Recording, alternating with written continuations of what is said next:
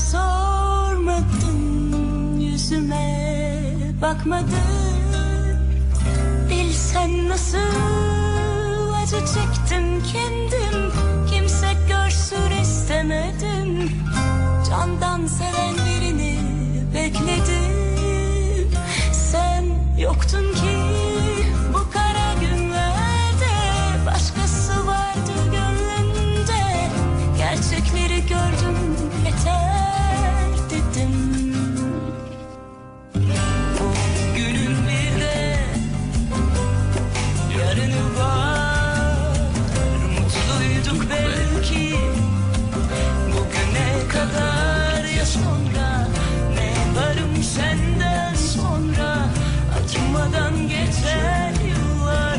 Zamanla yalnızlık başlar, yola çıkar pişmanlıklar. Kal, sevgini de al, gidiyorum ben. Sen hoşça kal bu günlerin, yarınları var. Gidiyorum ben, sen hoşça kal.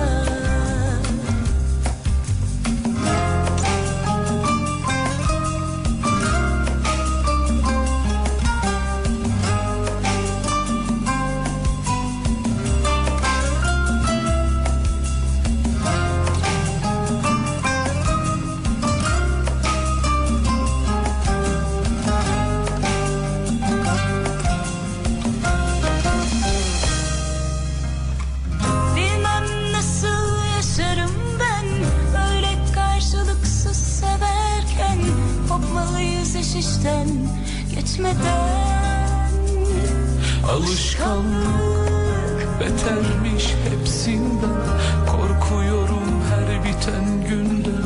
Bırak kalbimi sen şimdiden.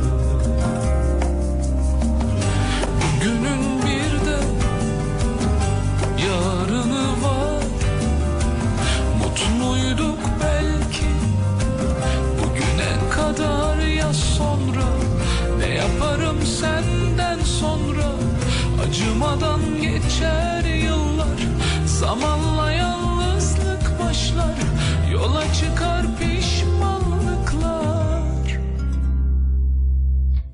Kal, sevgini de al, gidiyorum ben. Sen hoşça kal bu günlerin, yarınlar var. Gidiyorum ben, sen hoşça kal. Kal, sevgini de al, gidiyorum ben. Sen hoşça kal bu günlerin, yarınları var. Gidiyorum ben, sen hoşça kal.